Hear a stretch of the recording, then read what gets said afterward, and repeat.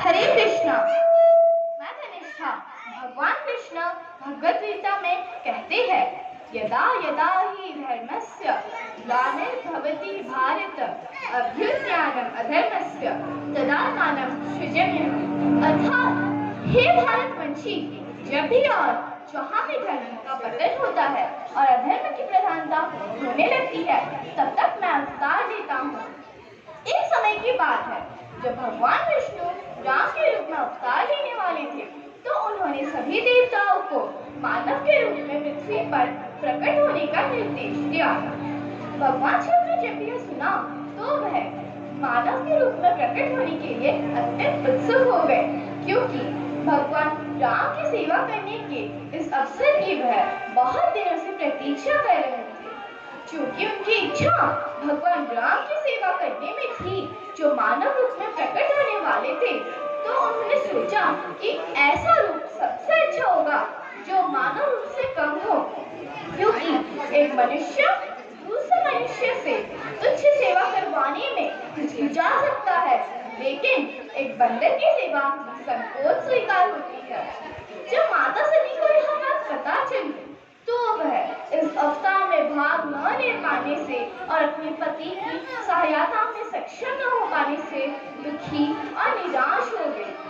तब माता सती ने प्रस्ताव दिया कि शिव जो वानर होंगे वह उनके पूछ के रूप में अवतार ले सकते हैं। शिव सहमत हुए और इस प्रकार हनुमान का जन्म हुआ, जो रुद्र और शक्ति का संयुक्त रूप था। एक समय की बात है, स्वर्गलोक में एक अत्यंत सुंदर अप्सरा रहती थी, जिसका नाम पुंजिकसला था। यद्यपि वह स्वर्गलोक में जन्म हुई थी और भौतिक आदि सुखों में कम से कम इच्छा रखती। वह हमेशा पूजा व तपस्या में व्यस्त रहती और आत्मज्ञान में लीन रहती। एक दिन अपने गुरु बृहस्पति को प्रसन्न करने के लिए पुंजिकसला ने एक सुंदर सी रुद्राक्ष की माला बनाई। जब उन्होंने अपने गुरु को यह भेंट किया, तो गुरु बृहस्पति प्रसन्न हुए और तुरंत ही उन्हें मातृत्व का आशीर्वाद दे दिया। पर बाद में गुरु बृहस्पति को अपने अज्ञानता का अनुभव हुआ, क्योंकि स्वर्गलोक में अप्सराओं के बच्चे नहीं हो सकते। तब गुरु बृहस्पति ने यह विचार किया कि उन्होंने इतना असामान्य आशीर्वाद एक अप्सरा को क्यों दिया। तब उन्हें लगा कि ईश्वरी इच्छा भी हो सकती है। तभी से पुंजिकसला को अजीब से सपने आने लगे।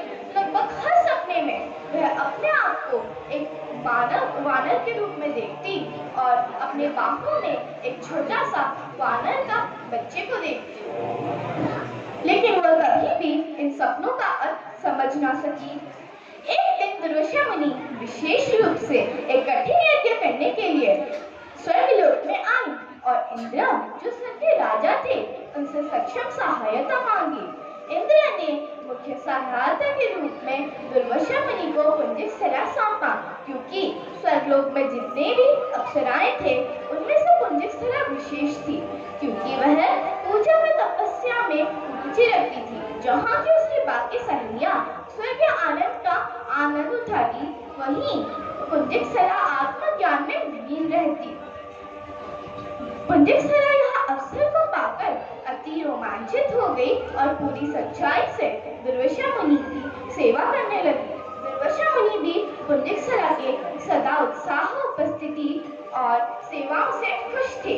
हालांकि कभी कभी अति उत्साह में पुंजिकसला आवश्यकता से अधिक ऊर्जावान हो जाती, जिससे दुर्वासा मुनि चिढ़ जाते।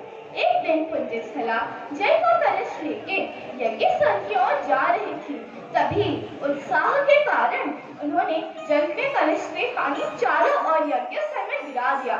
मुनि को क्रोधित करने के लिए इतना ही काफी था। मुनि उसकी हरकतों को काफी सह चुकी थी, तो उन्होंने उसे तुरंत शाप दे दिया कि बंदर की तरह उछल कूद कर रही हो, तुम बंदर बनने के लायक हो। मुनि ने इतनी छोटी सी गलती के लिए इतना कठोर श्राप क्यों दिया? मुनि अपने खुद ही के कटुकृत्य से भ्रमित थी।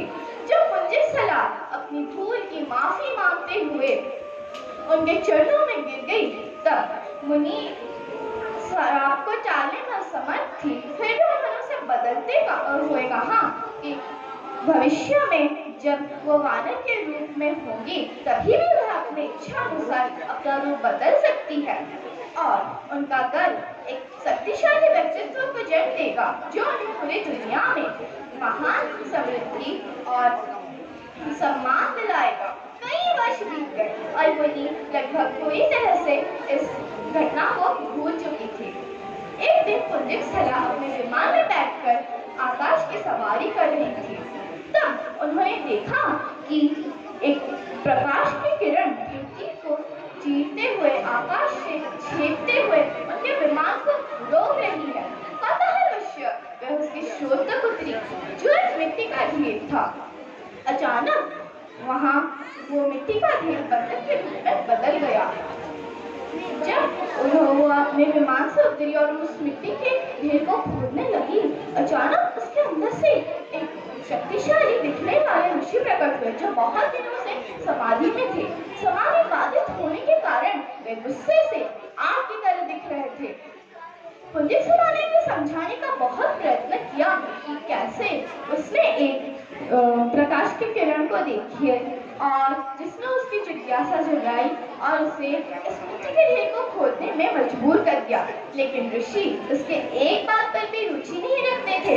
उन्होंने शाप दिया कि तुम्हारी बंदर की तरह जिज्ञासा तुम्हें एक बंदर बना दे। लेकिन इस बार पुंजिकसला ना ही डरी या ना ही नाराज हुई, क्योंकि उसे यह पता था कि एक महान भविष्य उसकी प्रतीक्षा कर रही है जो अवांछित शापों और आशीर्वादों के रूप में उसकी जिंदगी में आ रही है। अंततः शाप के अनुसार वह अंजना के रूप में वानर राजा कुंजर के घर पैदा हुई। बाद में उसने केशी से विवाह किया। हालांकि एक महानायक की जंग के बारे में पर्याप्त भविष्यवाणी की गई थी, फिर भी कई वर्षों तक गर्भ अवस्था के कोई संकेत न मिले। तब अंजना और केशी दोनों ने तपस्या करने का निश्चय किया। जब अंजना माता किष्किंधा पर्वत की चोटी पर बैठकर वो तपस्या कर रही थी, उसी समय अयोध्या में दशरथ महाराज का पुत्रकामेष्टि यज्ञ समापन हुआ। यज्ञ के कुल में से एक शक्तिशाली व्यक्तित्व निकला जिन्होंने एक अमृत के कटोरे को दशरथ महाराज के हाथों में दिया। उनको इसे अपने पत्नियों में बांटना था ताकि वह एक शक्तिशाली पुत्र को जन्म दे सके। जैसे ही उन्होंने अमृत को कौशल्या को अर्पित किया, वैसे ही आसमान से एक विशाल चील झपट पड़ी और अमृत के एक हिस्से को पकड़ लिया और किसी का प्रतिज्ञा करने से पहले ही वो उस अमृत के हिस्से को पकड़ते हुए आसमान में उड़ गई। चिड़िया उड़ते उड़ते किष्किंधा पर्वत की चोटी पर पहुंची और उन्होंने उस अमृत के हिस्से को हवा में गिरा दिया। दैवीय अवस्था को भांपते हुए पवन देव ने हस्तक्षेप किया और उस अमृत को एक विशेष पूर्वकल्पित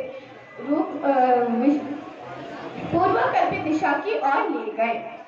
जैसे ही वह पूर्वकल्पित दिशा की ओर गया, अचानक वह अपने आप से ही अंजना माता के हथेलियों पर उतरा। जब अंजना ने रहस्यमय ढंग से अमृत के बूंदों को प्राप्त किया, तो उन्हें यह पता था कि एक वही आशीर्वाद है जिसकी वो प्रतीक्षा कर रही थी। अंजना माता ने कृतिज्ञा की प्रार्थना के साथ उस अमृत को अर्पित किया और एक बहुप्रतीक्षित पुत्र को जन्म दिया जिनका नाम हनुमान हुआ। वह अंजलि माता के पुत्र थे और पवन देव के योगदान की कृपा थी, इसलिए उन्हें अंजलि पुत्र पवन सुत नामा के नाम से भी जाना जाता है।